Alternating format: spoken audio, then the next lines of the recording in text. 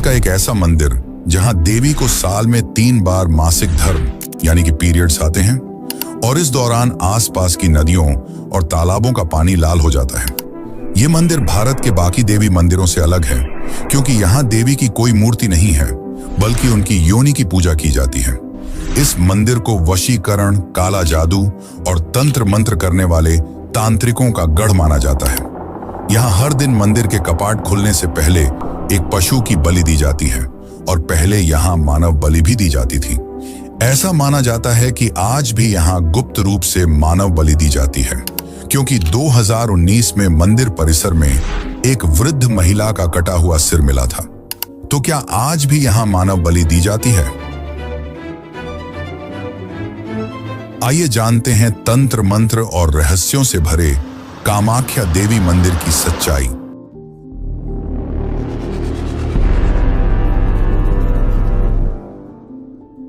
असम के गुवाहाटी में स्थित कामाख्या मंदिर 51 शक्तिपीठों में से एक है। यहाँ माता सती का योनि और गर्भभाग गिरा था। यही कारण है कि यह मंदिर 51 शक्तिपीठों में सबसे महत्वपूर्ण माना जाता है क्योंकि योनि को जीवन के सृजन और संचार का सबसे बड़ा प्रतीक माना जाता है। यहाँ माता की मूर्ति की जगह माता की योनि रूप में पूजा की जाती है और माना जाता है कि यहाँ साल में 3 दिन यानी कि अंबुबाची मेले के दौरान माता को मासिक धर्म आता है और इस दौरान ब्रह्मपुत्र नदी का पानी खून की तरह लाल हो जाता है। वैज्ञानिकों का मानना है कि मिट्टी में मौजूद लौह तत्व यानी कि आयरन ऑक्साइड की वजह से यह पानी लाल हो जाता है। पर सबसे बड़ा सवाल यह है कि आखिर यह अंबुबाची मेले के दौरान ही क्यों होता है। यह शक्तिपीठ और भी खास तब बन जाता है जब देवी 10 महाविद्याओं के साथ विराजमान होती हैं। आखिर ये 10 महाविद्याएं कौन सी हैं और इनकी ताकत क्या है और क्यों तांत्रिक यहाँ आकर काला जादू करते हैं? आखिर क्यों माता ने अपने सबसे प्रिय तांत्रिक का सिर धड़ से अलग कर दिया? और इतिहास में ऐसा क्या हुआ कि मां कामाख्या ने असम के राजवंश को श्राप दे दिया जिससे सदियों बाद भी उनका मंदिर में प्रवेश निषेध है? और सबसे बड़ा सवाल यह है कि मंदिर को किसने बनवाया, क्योंकि इतिहासकारों का मानना है कि इस मंदिर को 8वीं से 9वीं शताब्दी के बीच बनवाया गया था, पर हमारे धर्म ग्रंथों में तो कुछ और ही लिखा मिलता है। तो आज की इस डॉक्यूमेंट्री में हम आपको बताने वाले हैं कामाख्या मंदिर का इतिहास और इससे जुड़े कई चौंकाने वाले रहस्य जो आपके होश उड़ा देंगे, क्योंकि यह सिर्फ एक मंदिर नहीं बल्कि काले जादू की साधनाओं का गढ़ भी है जहां दूर दूर से तांत्रिक साधना करने आते हैं। तो चलिए जानते हैं इन रहस्यों को, और अगर वीडियो अच्छी लग रही है तो इसे लाइक जरूर करें।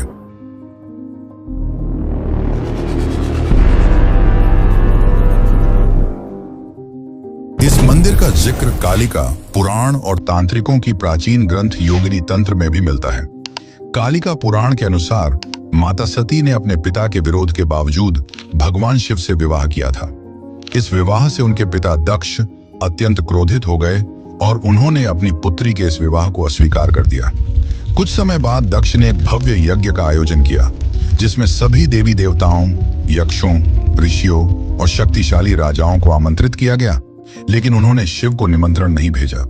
जब माता सती को इस बात का पता चला तो वे अत्यंत क्रोधित हो गईं और शिव के मना करने के बावजूद अपने पिता के यज्ञ स्थल पर जा पहुंची। वहां जाकर उन्होंने अपने पिता से कहा, आपने सभी देवी देवताओं को बुलाया पर शिव जो स्वयं सृष्टि के पालनहार हैं उन्हें निमंत्रण नहीं दिया। इस पर दक्ष ने अपने अहंकार में शिव का अपमान करते हुए कहा, वह भिक्षुक जो श्मशान में रहता है उसकी क्या योग्यता है कि मैं उसे अपने यज्ञ में बुलाऊं। इस अपमान को माता सती सहन नहीं कर पाई। उनका हृदय व्यथित हो गया और उन्होंने शिव के प्रति अपनी निष्ठा दर्शाते हुए उसी यज्ञ की अग्नि में स्वयं को समर्पित कर दिया। जब शिव को इस घटना का पता चला तो वे क्रोध से भर गए और उन्होंने दक्ष का वध करने के लिए वीरभद्र को उत्पन्न किया। वीरभद्र ने एक ही झटके में दक्ष का सिर उसके धड़ से अलग कर दिया। फिर शिव सती के विरह में उनके मृत शरीर को लेकर पूरे ब्रह्मांड में भटकने लगे। तब भगवान विष्णु ने अपने सुदर्शन चक्र से माता सती के शरीर के टुकड़े कर दिए और जहां जहां ये टुकड़े गिरे वहां शक्तिपीठों की स्थापना हुई। कामाख्या देवी मंदिर में माता सती का योनि गिरा था, जिसके कारण यह शक्तिपीठ अन्य सभी शक्तिपीठों से अलग और विशेष माना जाता है। इन घटनाओं के बाद भगवान शिव अपनी समाधि में लीन हो गए। तभी तारकासुर नामक एक असुर ने ब्रह्मा जी की कठोर तपस्या कर अपार शक्ति प्राप्त कर ली और तीनों लोकों पर अपना अधिकार जमा लिया। इससे सभी देवता अत्यंत परेशान हो गए और ब्रह्मा जी के पास पहुंचे। तब ब्रह्मा जी ने कहा, तारकासुर का वध केवल शिव के पुत्र द्वारा ही किया जा सकता है। लेकिन महादेव तो उमानंद पर्वत पर गहरी ध्यान अवस्था में लीन थे। उनके ध्यान को भंग करने का कार्य कामदेव को सौंपा गया। इसके बाद कामदेव ने शिव जी पर पुष्प बाण चलाया, जिससे उनकी समाधि टूट गई। परंतु शिव जी इस कृत्य से अत्यंत क्रोधित हो गए और अपनी तीसरी आंख खोलकर कामदेव को तुरंत भस्म कर दिया। तब कामदेव की पत्नी रति और अन्य देवी देवताओं ने शिव जी से प्रार्थना की कि वे कामदेव को पुनः जीवन दान दें। उनकी प्रार्थना से शिव जी का क्रोध शांत हुआ और उन्होंने कामदेव को जीवन दान तो दे दिया, लेकिन उनका सुंदर रूप वापस नहीं आया। तब कामदेव और रति ने शिव जी से प्रार्थना की, हे महादेव, हमें ऐसा जीवन न दें जिसमें सौंदर्य न हो। शिव जी ने उनकी प्रार्थना स्वीकार कर ली, लेकिन उन्होंने एक शर्त रखी, तुम्हें नीलांचल पर्वत पर माता सती के जनन अंग पर एक भव्य मंदिर का निर्माण कराना होगा। इसके पश्चात नीलांचल पर्वत पर कामाख्या मंदिर के निर्माण की प्रक्रिया आरंभ हुई। इस कार्य में भगवान विश्वकर्मा ने भी सहायता की और उन्होंने मंदिर की भव्य संरचना तैयार की। इसके बाद कामदेव ने इस मंदिर में भैरव और 64 योगिनियों की मूर्तियों की स्थापना की।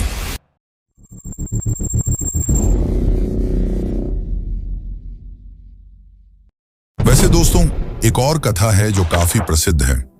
एक समय की बात है जब कामाख्या मंदिर पर असुर राजा नरकासुर का राज था।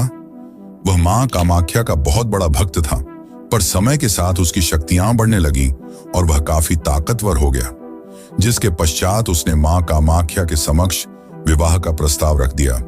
माता ने मना नहीं किया, बल्कि एक शर्त रखी। माता ने कहा, अगर तुम मुझसे विवाह करना चाहते हो तो एक ही रात में नीलांचल पर्वत की चोटी तक एक सीढ़ी का निर्माण करना होगा। याद रहे, जैसे ही मुर्गा सुबह बांग देगा, तुम्हारा काम पूरा हो जाना चाहिए। नरकासुर ने यह चुनौती स्वीकार कर ली और अपनी विशाल सेना के साथ सीढ़ी बनाना शुरू कर दिया। वह काम पूरा करने के बहुत करीब था, लेकिन मां को आभास हो गया कि वह अपना लक्ष्य पूरा करने वाला है। इसीलिए उन्होंने अपनी शक्ति से मुर्गे को जल्दी बांग देने के लिए प्रेरित किया। मुर्गे की आवाज सुनकर नरकासुर को लगा कि वह असफल हो गया और वह अधूरी सीढ़ी छोड़कर अपने महल वापस लौट आया। परंतु जब बाद में नरकासुर को इस बात का पता चला कि माता ने उसके साथ छल किया है, तो उसने माता की भक्ति का मार्ग बंद करने की ठान ली और इस सीढ़ी को अधूरा ही छोड़ दिया। आज भी कामाख्या जाने वाले भक्त उस अधूरी सीढ़ी को देख सकते हैं, जिसे मैकलूज पाठ कहा जाता है। और जहां पर मुर्गे ने बांग दी थी, उसी जगह पर नरकासुर ने मुर्गे को मार डाला था, जिसे आज के समय में कुकुरा काटा के नाम से जाना जाता है। इन सब के बाद एक समय महर्षि वशिष्ठ मां कामाख्या के दर्शन के लिए पहुंचे, परंतु नरकासुर ने उन्हें रोक दिया। तब महर्षि वशिष्ठ ने नरकासुर को क्रोध में कहा, तुम्हें अंदाजा नहीं कि तुम किसके सामने खड़े हो और किसका मार्ग रोक रहे हो। परंतु नरकासुर ने भी निश्चय कर लिया था कि वह माता के सारे भक्ति मार्ग बंद कर देगा, जिस कारण उसने महर्षि वशिष्ठ को भी जाने से मना कर दिया। महर्षि काफी क्रोधित हो उठे और नरकासुर को श्राप दिया, तुम्हारा वध भगवान विष्णु के अवतार द्वारा किया जाएगा और मां कामाख्या हमेशा के लिए इस क्षेत्र को छोड़कर चली जाएंगी। इसके बाद जब नरकासुर ने माता के मंदिर में देखा, तो मां कामाख्या का योनि पीठ गायब हो चुका था। कुछ समय बाद नरकासुर का वध भगवान श्री कृष्ण द्वारा किया गया, जिसके पश्चात असम के लोगों ने मां कामाख्या को वापस बुलाने के लिए महर्षि वशिष्ठ को फिर से बुलाया। महर्षि वशिष्ठ ने कहा कि अब मां की कृपा प्राप्त करने के लिए यहाँ केवल वामाचार पद्धति अपनाई जाएगी। इसी कारण आज भी कामाख्या मंदिर में वामाचार पद्धति और बलि प्रथा का प्रचलन है और हर दिन मंदिर के कपाट खुलने से पहले एक पशु की बलि दी जाती है। वैसे दोस्तों, अब तक जो हमने जाना वह सारी पौराणिक कथाएं थीं जो हमारे धर्म ग्रंथों में मिलती हैं, परंतु इतिहासकारों के अनुसार यह मंदिर 8वीं से 9वीं शताब्दी के बीच बनाया गया है। तो चलिए अब जानते हैं इसके निर्माण और विध्वंस की कहानी कि कैसे मुगलों ने इसे पूरी तरह तबाह कर दिया था। लेकिन उससे पहले वीडियो को लाइक करके चैनल को सब्सक्राइब कर लें, क्योंकि इससे हमारी काफी मदद हो जाती है। तो अब चलिए बिना समय गंवाए जानते हैं इस मंदिर का असली इतिहास।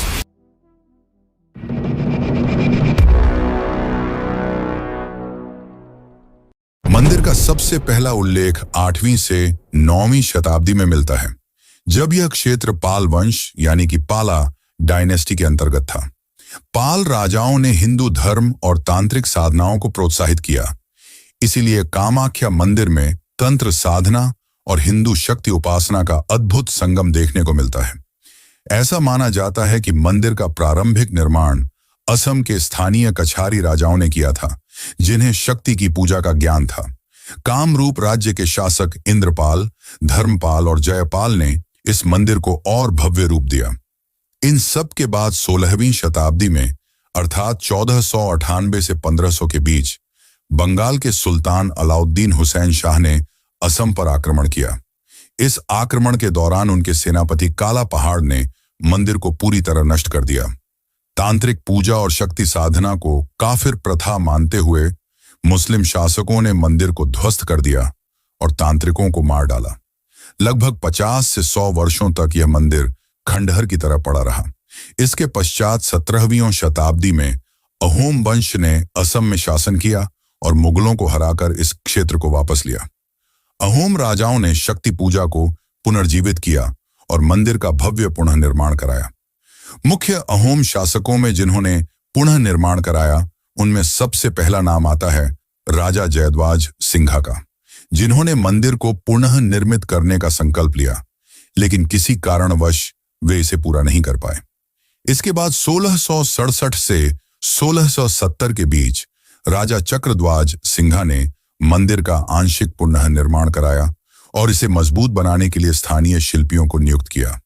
इन सब के पश्चात अंततः 1751 से 1769 के बीच राजा राजेश्वर सिंघा के शासनकाल में मंत्री पंथानंद गोगोई और अन्य स्थानीय वास्तुकारों ने मंदिर को पूर्ण रूप से पुनः निर्मित किया।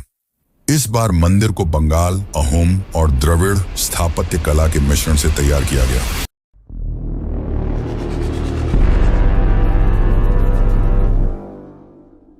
कामाख्या मंदिर में हर साल अंबुबाची मेले का आयोजन किया जाता है, जिसमें दुनिया भर के तांत्रिक भाग लेते हैं और माना जाता है कि इस दौरान देवी कामाख्या साल में एक बार मासिक धर्म यानी कि पीरियड्स में जाती हैं और इसी दौरान ब्रह्मपुत्र नदी का पानी खून की तरह लाल हो जाता है।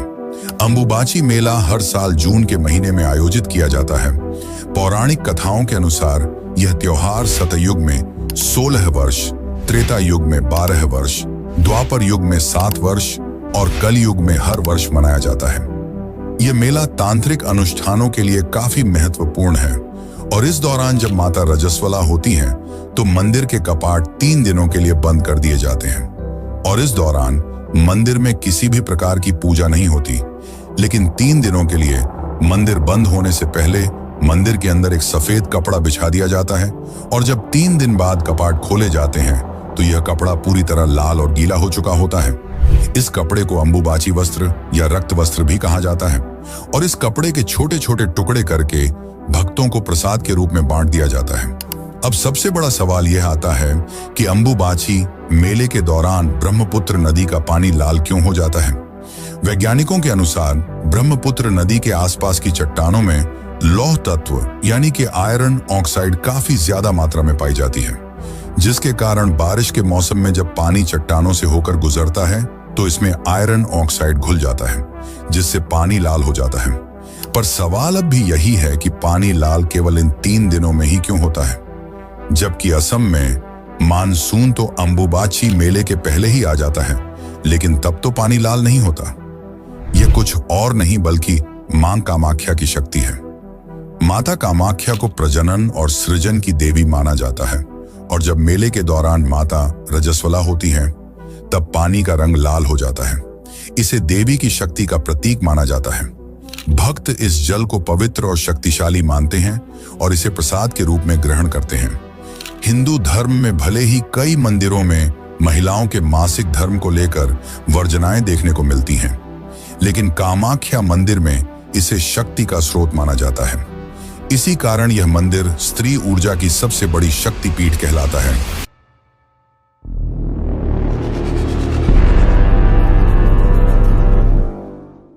कामाख्या मंदिर न केवल एक धार्मिक स्थल है, बल्कि इसे भारत की तांत्रिक राजधानी भी कहा जाता है, जहां तंत्र साधना की सैकड़ों वर्षों पुरानी परंपरा आज भी जीवित है। यह मंदिर तंत्र मार्ग की 10 महाविद्याओं की सिद्ध भूमि है। वे 10 महाविद्याएं हैं: काली, तारा, भुवनेश्वरी, छिन्नमस्ता, त्रिपुरा, भैरवी, धूमावती, बगलामुखी, मातंगी और कमला।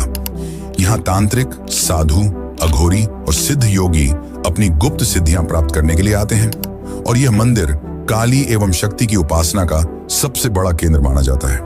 यहाँ गुप्तनाथ संप्रदाय, अघोरी परंपरा और वामाचार तांत्रिक साधना की प्राचीन परंपरा चली आ रही है, जिस कारण कामाख्या मंदिर को तांत्रिकों की काशी भी कहा जाता है। इस मंदिर में देवी को प्रसन्न करने के लिए मुख्य रूप से नर, बकरों, भैंसों और कबूतरों की बलि दी जाती है, लेकिन मादा पशुओं को बलि से दूर रखा गया है। माना जाता है कि जो भक्त पशुओं को कटता देखता है, वह पूरे साल सुखी जीवन व्यतीत करता है। इस मंदिर के परिसर में हर ओर लाल रक्त का दृश्य दिखाई देता है। एक और अद्भुत रहस्य यह है कि मंदिर के गर्भगृह में स्थित योनि आकार के पत्थर से हर समय पानी का बहाव होता रहता है। आज तक इस जल स्रोत का कोई वैज्ञानिक स्पष्टीकरण नहीं मिला है, लेकिन इसे देवी की कृपा और सृजन का प्रतीक माना जाता है, और भक्त इसे प्रसाद के रूप में ग्रहण करते हैं। वैसे क्या आपको पता है कि कामाख्या मंदिर में मानव बलि भी दी जाती थी, और शायद आज भी यह काम चोरी छुपे किया जाता है, क्योंकि समय समय पर ऐसे मामले सामने आए हैं जिसमें 2019 का मामला चौंकाने वाला था। तो चलिए जानते हैं मानव बलि की असली सच्चाई। पर उससे पहले अगर आपको वीडियो अच्छी लग रही हो तो इसे लाइक करें और चैनल को सब्सक्राइब कर लें। यह आपके लिए तो फ्री है, लेकिन इससे हमारी काफी मदद हो जाती है।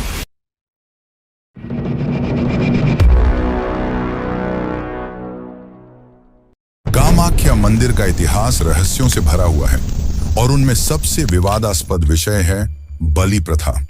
तो क्या सच में इस मंदिर में मानव बलि दी जाती थी? ऐतिहासिक और पौराणिक स्रोतों के अनुसार प्राचीन भारत में कई मंदिरों में बलि प्रथा का पालन किया जाता था, और कामाख्या मंदिर भी इससे अछूता नहीं था। कालिका पुराण और योगिनी तंत्र जैसे ग्रंथों में उल्लेख है कि शक्ति साधना के लिए इंसानों की बलि दी जाती थी। मान्यता थी कि देवी को प्रसन्न करने के लिए सबसे बड़ा बलिदान मानव बलि होता है, जिससे साधकों को अपार शक्ति और सिद्धियां प्राप्त होती थी। यह भी कहा जाता है कि बलि देने के लिए खास कुलाचार तांत्रिकों को चुना जाता था, जो गुप्त अनुष्ठान करके इसे संपन्न कराते थे। असम के अहोम राजाओं के शासनकाल यानी कि 13वीं से 18वीं शताब्दी में भी कुछ शासकों द्वारा मानव बलि की परंपरा का पालन करने का जिक्र मिलता है। 1832 में ब्रिटिश अधिकारी जॉन बटलर ने अपनी रिपोर्ट में लिखा कि उन्होंने असम में कुछ मंदिरों में मानव बलि की परंपरा देखी थी, जिसमें कामाख्या मंदिर भी शामिल था। कुछ मान्यताओं के अनुसार यह प्रथा 19वीं शताब्दी के अंत तक धीरे धीरे खत्म हो गई। लेकिन क्या यह सच में बंद हो गई है? क्योंकि 16 जून 2019 को कामाख्या मंदिर परिसर में जॉय दुर्गा मंदिर की सीढ़ियों पर एक 66 वर्षीय महिला का सिर कटा शव एक कंबल से ढका हुआ पाया गया था। यह घटना आधी रात को भूतनाथ मंदिर में पूजा के बाद शुरू हुई, जहां से सभी लोग पहले कामाख्या मंदिर गए और फिर बगुला मंदिर के पास श्मशान घाट पहुंचे। पीड़िता को बाद में जॉय दुर्गा मंदिर ले जाया गया, जहां पूजा के दौरान शराब और मांस का सेवन किया गया। पीड़िता को इस बात का अंदाजा नहीं था कि यह पूजा उसकी बलि के लिए की जा रही है। पूजा की एक विशेष रस्म के बाद उसका सिर कुल्हाड़ी से काट दिया गया। यह सिर्फ एक घटना है जिसके बारे में हमें पता है, न जाने ऐसे और भी कितनी घटनाएं होती होंगी जिनका हमें पता भी नहीं चलता। वैसे क्या आपको पता है कि एक समय माता ने स्वयं अपने सबसे प्रिय तांत्रिक का सिर धड़ से अलग कर दिया और एक पूरे वंश को ऐसा श्राप दे दिया कि आज भी वे कामाख्या मंदिर जाने से डरते हैं? तो चलिए जानते हैं इसके बारे में।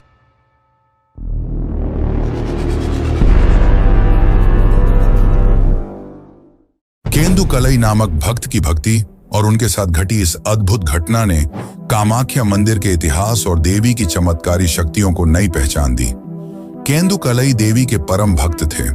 उनकी भक्ति इतनी गहरी थी कि देवी स्वयं उनकी प्रार्थना को सुनती थी और कई बार उनके सामने प्रकट होती थी।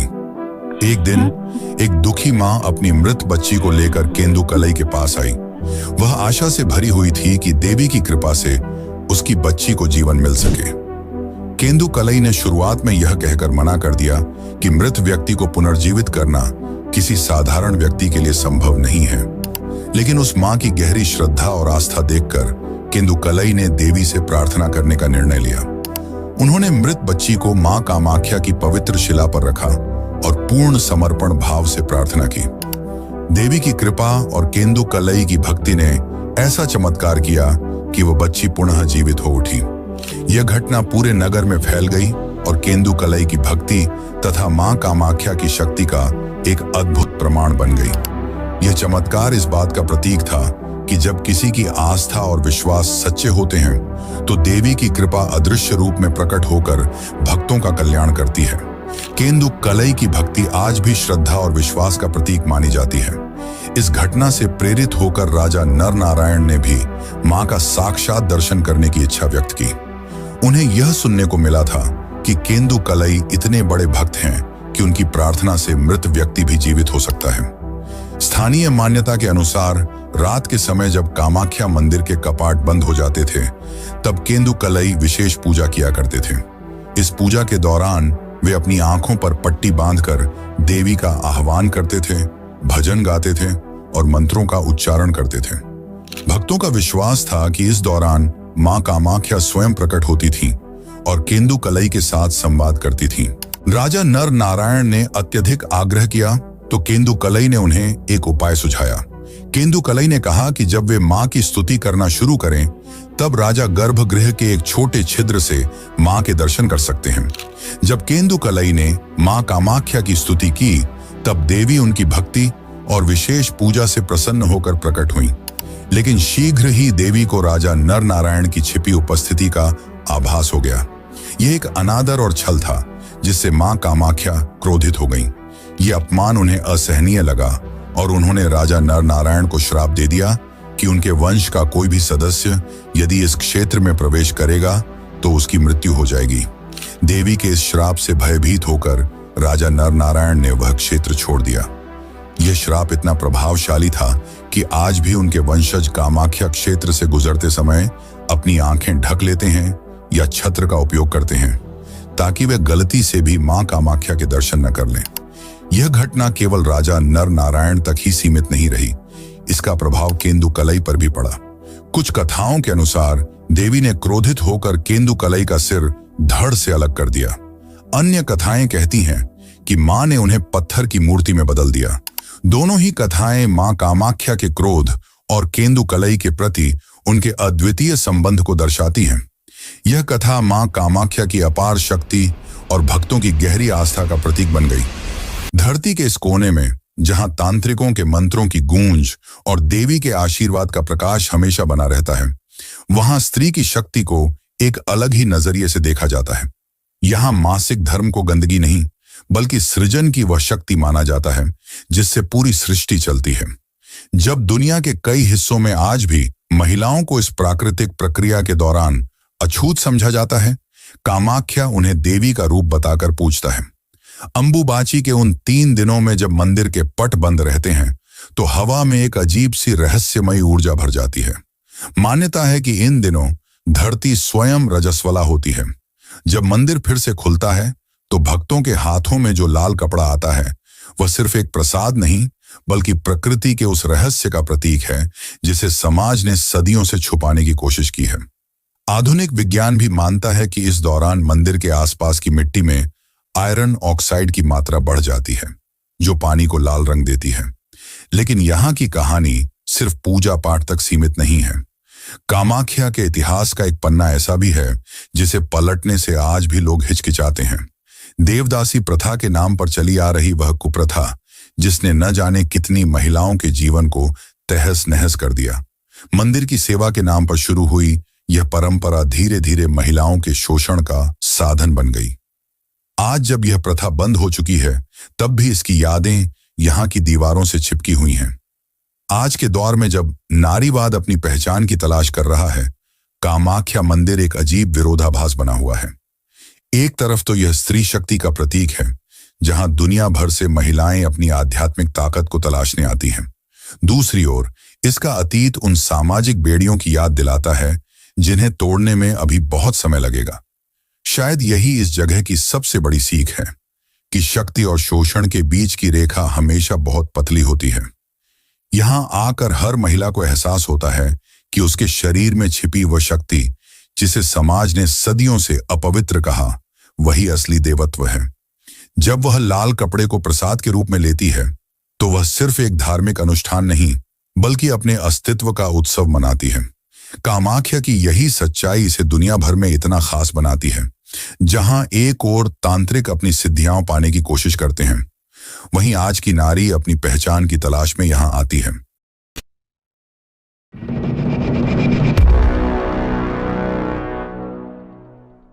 तो दोस्तों, ये कथाएं हमें इस मंदिर में माता की उपस्थिति का प्रतीक देती हैं। यह कोई साधारण मंदिर नहीं, बल्कि कई अनसुलझे रहस्यों से भरा हुआ है।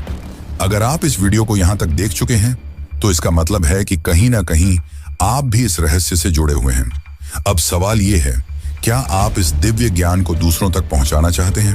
अगर हाँ, तो वीडियो को लाइक करें, क्योंकि जब आप लाइक करते हैं तो यह वीडियो और लोगों तक पहुंचता है और उन्हें भी इस रहस्य के बारे में जानने का मौका मिलता है।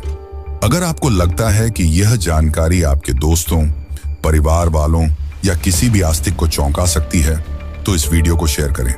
और अगर आप ऐसी ही और रहस्यमयी कहानियां और अद्भुत खुलासे जानना चाहते हैं, तो चैनल को सब्सक्राइब करें और बेल आइकन दबाएं, क्योंकि अगले वीडियो में हम एक और रहस्य से पर्दा उठाने वाले हैं, जिसे आप मिस नहीं करना चाहेंगे।